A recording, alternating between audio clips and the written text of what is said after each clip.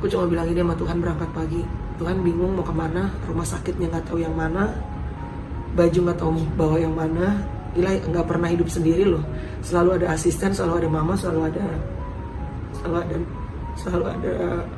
orang gitu yang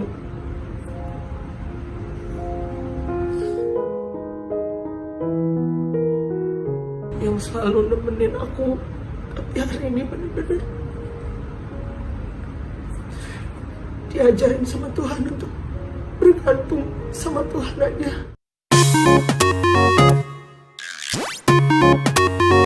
Shalom, salam jumpa dalam kasih Tuhan. Berjumpa lagi dengan saya, Pastor Demos Tanuek, di dalam channel ini.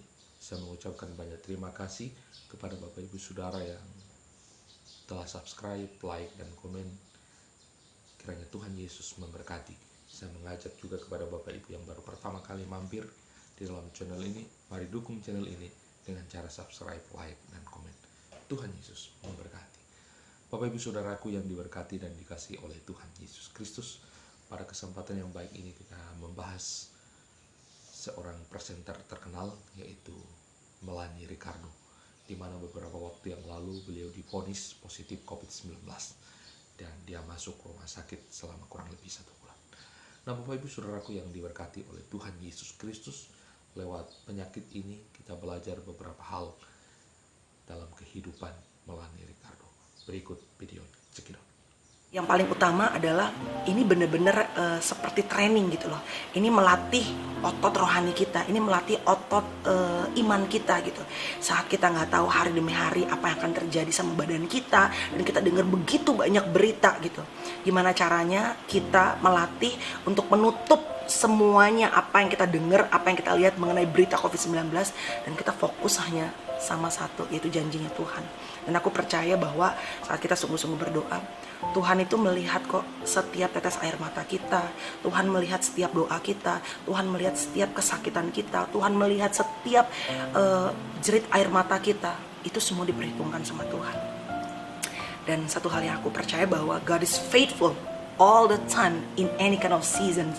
Bahkan di masa terberat sekalipun, saat kita ngerasa seperti kita berjalan di dalam lorong, kayaknya susah sekali untuk melihat pengharapan. Percaya deh, even in a very quiet time, believe me, that God is actually right beside you.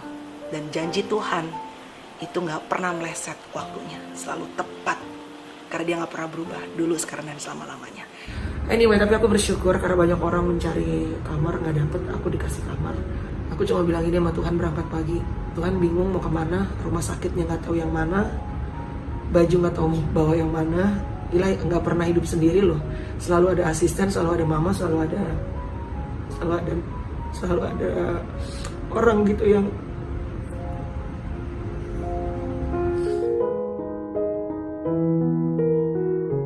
selalu nemenin aku. Tapi hari ini bener-bener diajarin sama Tuhan untuk bergantung sama Tuhan aja. Karena dalam hidup ini sesungguhnya anak-anak, orang tua, adik, semua, suami itu gak ada yang nemenin. Sesungguhnya kita tuh datang berangkat sendiri, pulang juga nanti sendirian. Bapak Ibu Saudaraku yang terkasih di dalam nama Tuhan Yesus Kristus, dari kesaksian yang disampaikan oleh Ibu Melanie Ricardo, ada 2 hal yang kita ambil. Sebenarnya banyak, tetapi saya mengambil 2 hal ini karena ini merupakan sesuatu hal yang sangat pokok dalam kehidupan iman Kristen.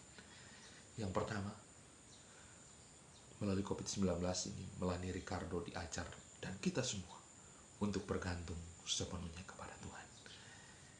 Kita ketika kita kondisi sehat, kita bisa melakukan segala aktivitas sendiri, bahkan dengan rekan-rekan kita. Khususnya Melanie Ricardo itu menyampaikan bahwa selama ini dia bersama dengan suaminya, bersama dengan asisten pribadinya, asisten rumah tangga, bahkan juga sopir orang tuanya. Jadi segala sesuatu bersama-sama.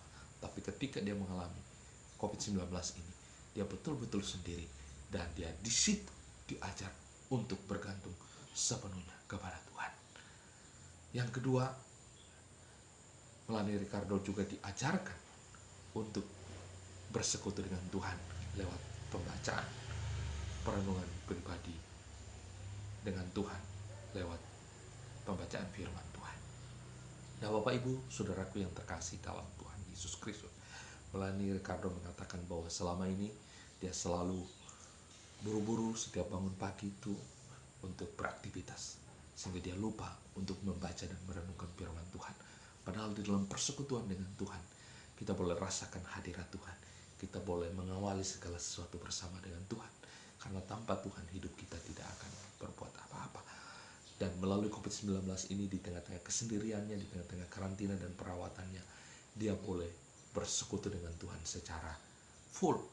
Bahkan dia membawa Alkitab, melantunkan puji-pujian penyembahan kepada Tuhan. Nah, Bapak Ibu, saudaraku yang dikasih dalam Tuhan Yesus Kristus, 2 poin penting ini yang menjadi pelajaran bagi kita, bahwa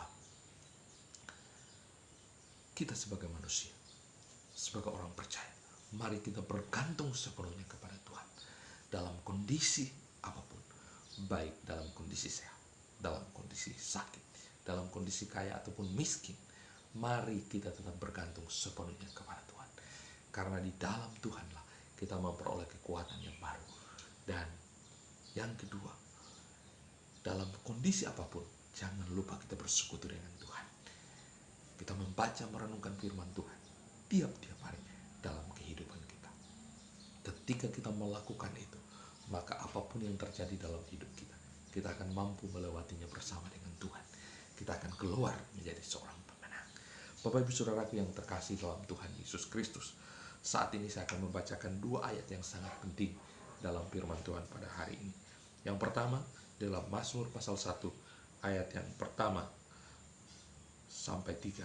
Situ dikatakan, berbahagialah orang yang tidak berjalan menurut orang fasik, yang tidak berdiri di jalan orang berdosa, dan yang tidak duduk dalam kumpulan pencemooh.